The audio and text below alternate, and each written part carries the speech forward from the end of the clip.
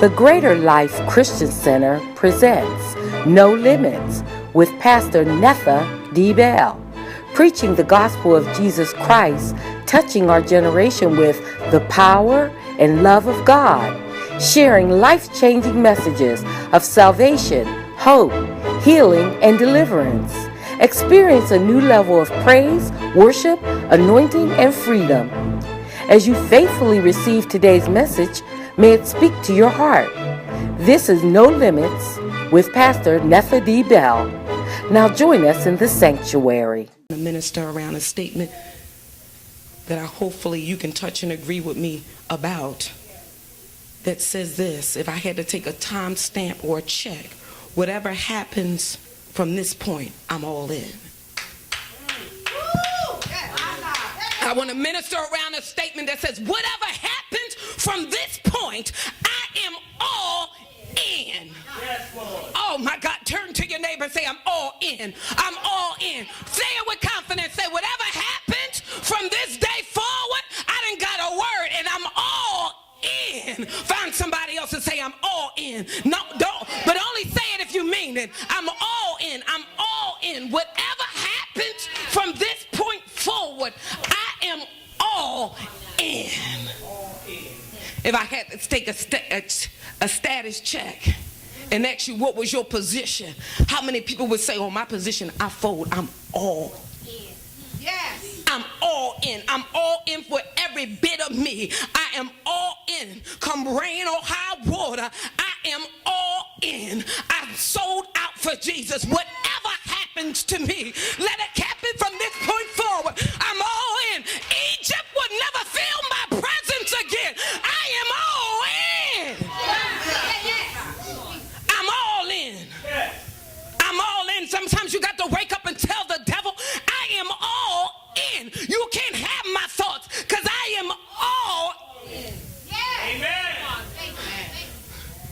I got to tell my own self, I am all in this. I can't go back.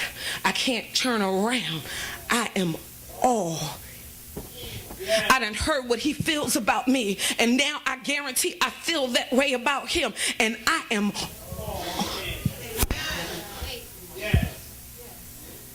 The things that used to hold me back, the things that I used to be into, I ain't into no more, because I am all into God. I am completely surrendered to him. In my walk, in my talk, in my thinking, I am all in. From the top of me to the bottom of me, the old things have passed away. Here comes the new. I am all in for Jesus. I'm going to mark the calendar of March the 1st. 2 ups and there are downs.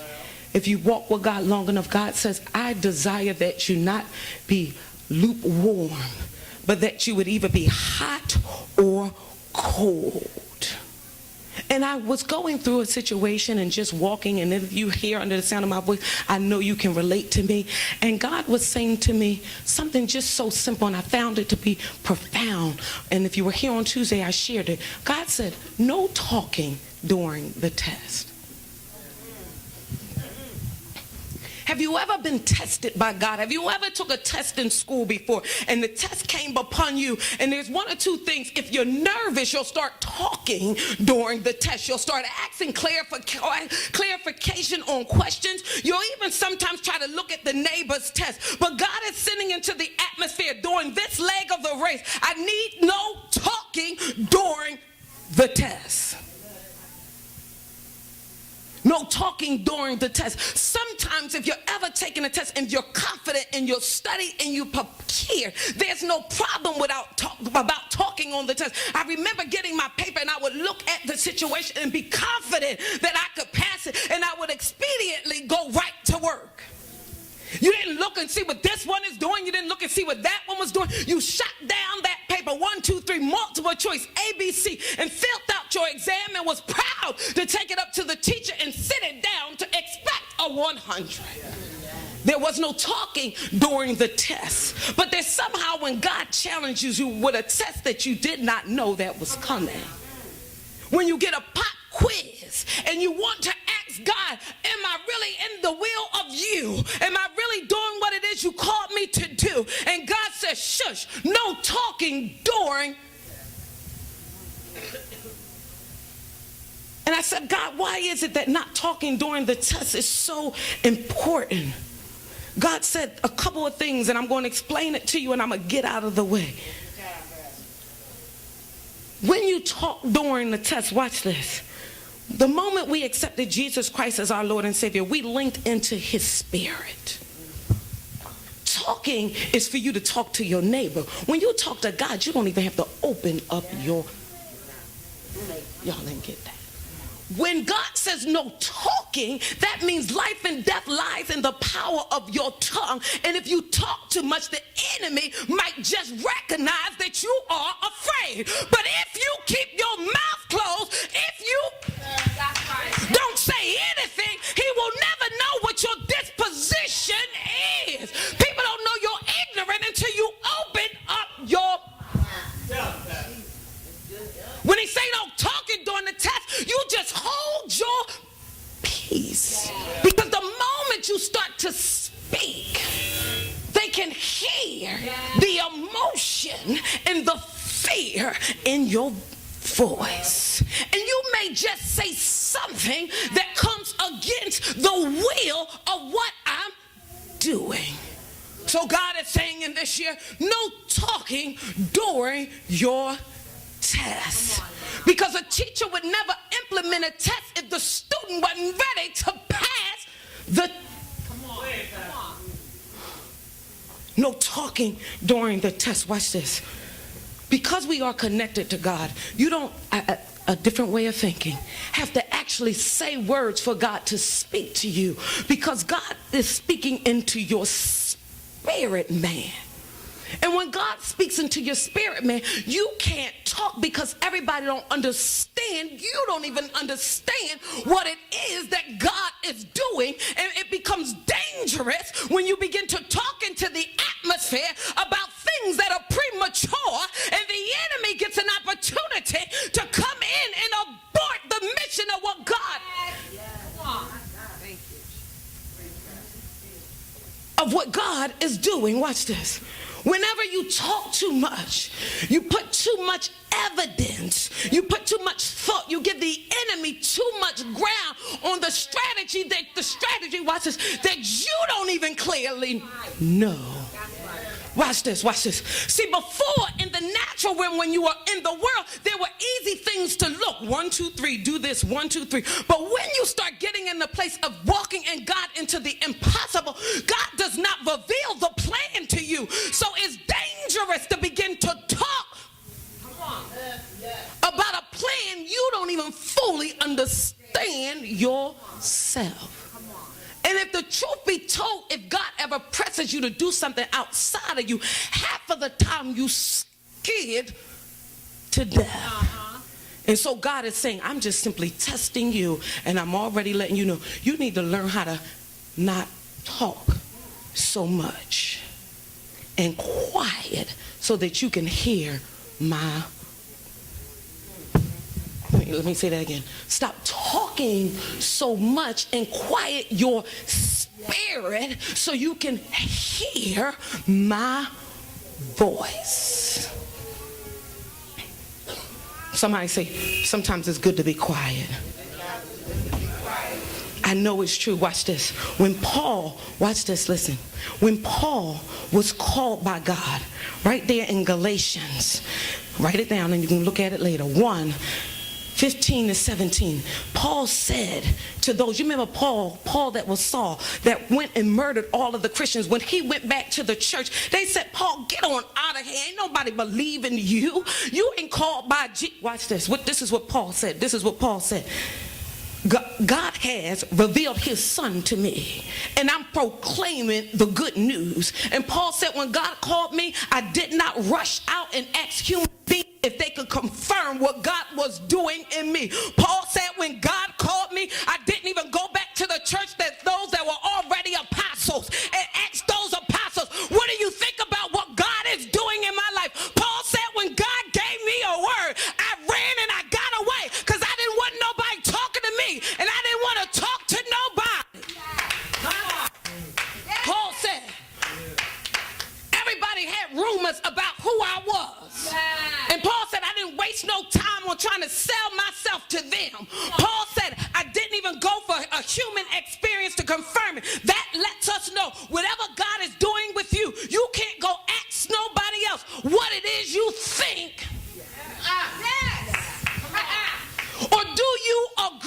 me, but watch this, you can't even ask your flesh. You can't even ask you. You can't even ask yourself what you think about this. You know why? Because you don't even, it hasn't even entered into your mind the great and marvelous things that God has in store for you. But if you start asking too many questions, Paul said you don't even go to another apostle. That's Paul, that ain't me. Paul said you don't even go to another apostle and ask him. Paul said God showed himself. He revealed, he gave me revelation about what it is he's doing in me. And I don't need nobody to co-sign on what it is that God is doing in my life, because it ain't even came into your mind yet. What it is God is doing. So because of that, we have to learn to stop continuing to see God the way the world sees God, and stop continuing to talk like the world talks about God, and think like the world thinks about God, and stop, watch this, experiencing life the way the world experiences life. Come on. We can't walk through life the way my mama walked through life. I can't walk through life the way my neighbor walked through life. My experience is my experience. You can't take that person because they had a bad marriage and now they become the experts on marriages. You better seek God and ask God what to do in your household. You can't take one person's experience and now they're a counselor and they're expert on how to get your breakthrough. That just happened to be the way they got their breakthrough. But that may not be the way that God's going to give you your. Come on. Stop thinking everybody is a subject expert because they had one experience. Watch this. Come on. When you're walking and journeying with God, this question is always going to pop up. And I want you to think about this. Whose approval are you seeking? Are you seeking God's approval, or are you seeking the approval of man? Every decision you make, are you grandstanding because you want them to see so they can sign off on you, or are you laboring and are you serving unto God? At the end of the day, whose approval are you seeking? At the end of the day, why do you even care what they think about you? Because Paul said, God called me. I could care less.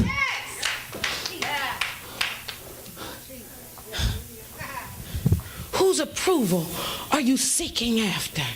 Whose voice are you waiting to pat you on the back and say, good job? God says, now I've already told you that there are going to be greater works that you're going to do. And so if nobody don't ever say, I appreciate you, if don't nobody ever say, you're doing a great job, if nobody ever says anything, know that I am for you. But not only am I for you, I see your struggle day by day that you push your way through. God says, oh no, don't talk during the test because you're passing the test. When you start to talk, it starts to take you down the hill of failing the test, because when you start to talk, listen here, Greater Life, you get in a place of your emotions. When you talk, it enters access of fear and doubt. Have you ever talked about anything long enough? Here comes anxiety. If I start talking about it long enough, it opens up my emotions and it makes me vulnerable about things I don't even have no idea about. Last week, the pipes burst in the church and one of the deacons came down and they said, how was Pastor? How was Pastor? The water was like a waterfall, Niagara here. And I heard the report got back and said, Pastor was quiet. Watch this. I wasn't quiet at home. Somebody didn't get that. I was still in position serving, but I was quiet. I was quiet because I had no idea of what was going on. I was quiet because if I opened up my mouth, the tears of my fear would have cracked the atmosphere, and it would have called the enemy to find out where I was and focus his attention on me. But if I stayed quiet and meditate on what God has already said me. This is your house. This is my life, is your life. And come what come what may. My auntie told me this. God will never put his children to shame. I said, Auntie, how could I plant a church? She said, look here. God ain't going to ask you to do nothing that will ever put you to shame. Stop talking so much. Here's the next thing I want to talk to you about. In all of the not talking, God is trying to move us from a place of just walking in information to trusting revelation. Right now, when you deal with information, you sit here and you listen what the preacher say, what the preacher say, the preacher say. Somebody told one of my preacher friends, I ain't growing. And I would say, he said to them, well, you ain't growing because you only listen to the Lord in the minute that you're in church. And then when you go, you don't seek God for your own revelation. You're accountable for your own revelation. And revelation comes from prayer. And revelation comes from seeking after God. If you only sit and get information of what you hear somebody else say about God, you'll never have revelation of what God is doing. And it's key to have revelation of what God is doing. Watch this. Let me teach for just a moment. Because when you get into God's presence and God gives you revelation, revelation shows you things that are yet to come. Y'all ain't get that. When I get into revelation and I got a situation and I pull back and I quiet my spirit and I seek after God, God will speak to my spirit, which is revelation. And revelation means that God will show those secret things that were once unknown to you. How do I get revelation? I quiet my spirit and I begin to talk to God with my spirit and not the words out of my mouth. And God will plant revelation. Okay, let me explain it just a little bit more. What revelation does is, as human nature, we have to see things in order to believe it. God, y'all ain't connecting the dots. You got to see things in order to believe it. So what God says is, okay, I'm going to make this doable. I'm going to give you a vision of you in the future. I'm going to come to you in a dream and show you already healed, show you already in that thing you desire, because if you see it, you will actually start to believe it. And so I will give you revelation instead of just information. Watch this. I can tell you all day long you're the head and not the tail.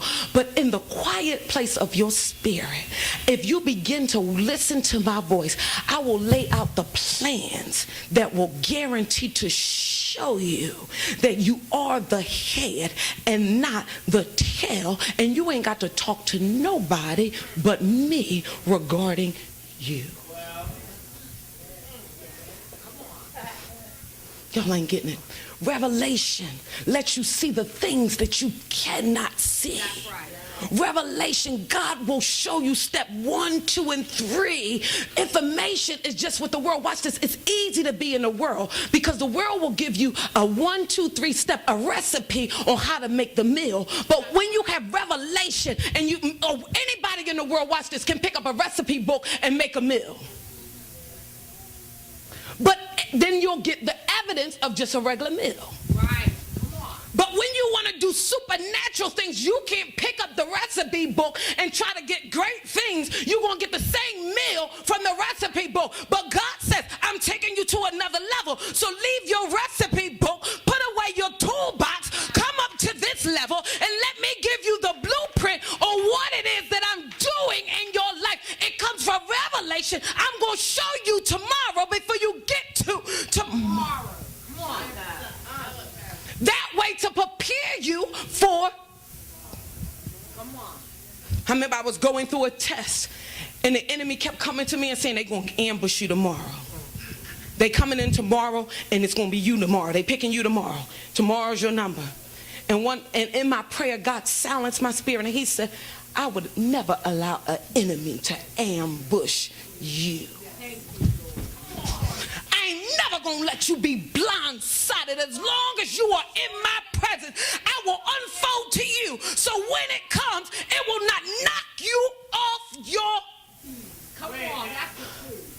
Watch this.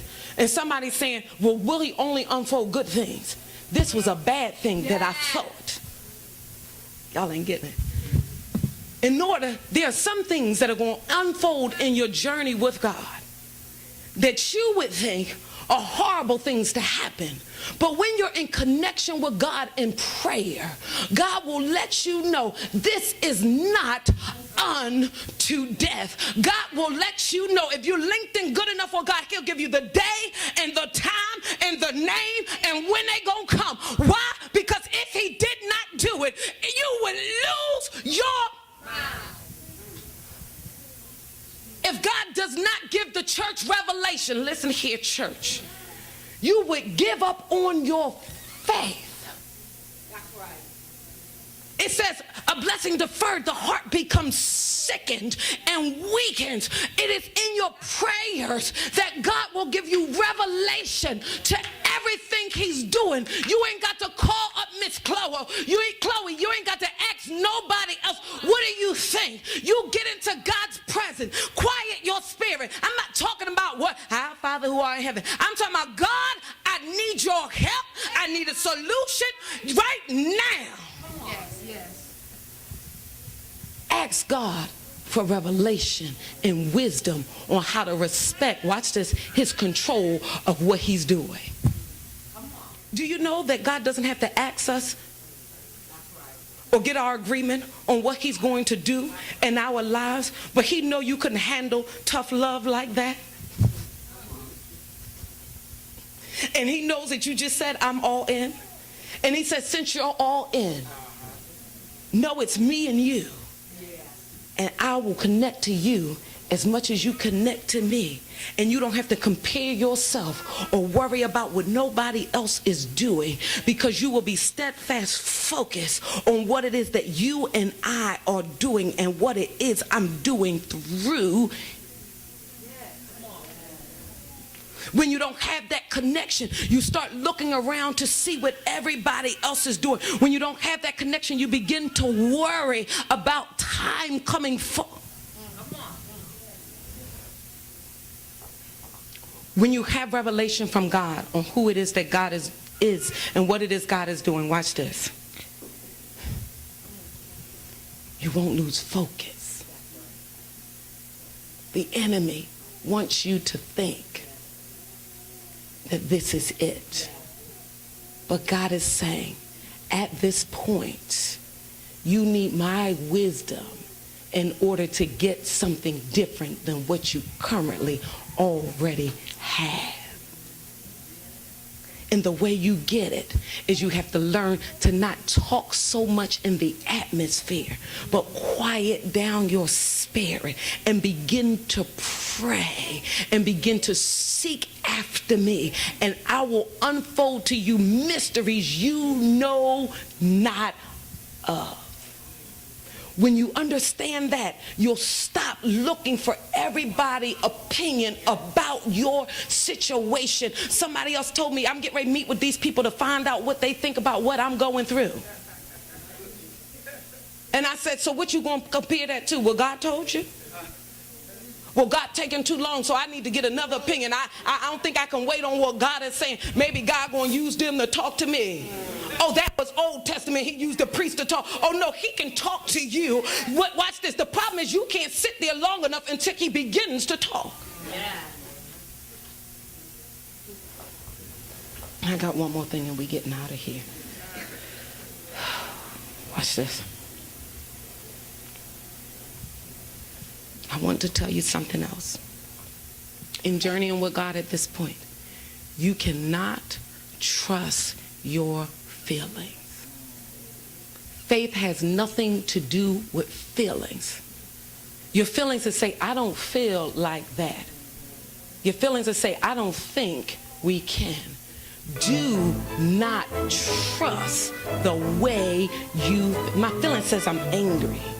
My feeling says somebody owe me. My feeling says I'm going to try something different. Do not trust. Lean on, tell your neighbor, don't trust your feelings. Turn behind you and say, don't trust your feelings. Don't trust your feelings. No. Y'all ain't believing it. Turn to somebody else and say, don't trust your feelings. Don't trust. Hello, this is Pastor Bell of the Greater Life Christian Center Church located here in Philadelphia. I know that message just blessed you.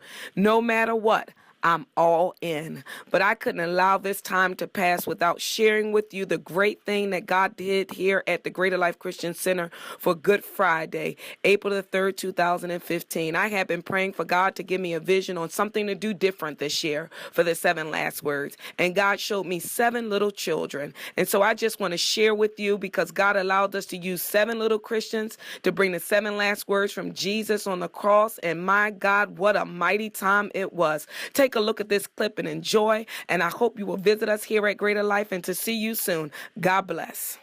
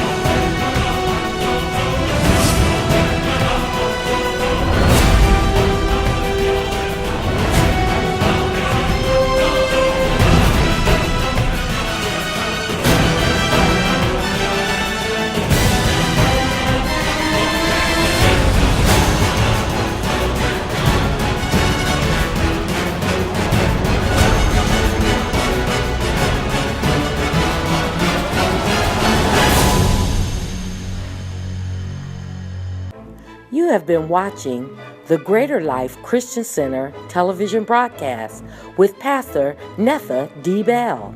Are you in the Philadelphia or nearby area? We would love for you to join us for worship on Sundays at 11 a.m. and Tuesdays at 7 p.m. at the Greater Life Christian Center Church, 617 North 41st Street, Philadelphia, PA, 19104. For more information, call 215-222-GLCC. Email your prayer request to nolimitsglcc@gmail.com. Visit us on the web at www.thegreaterlifechristiancenter.org. Like us on Facebook, follow us on Twitter, and subscribe to us on YouTube. Everyone is invited. Come and experience the difference at Greater Life. Until next time, God bless.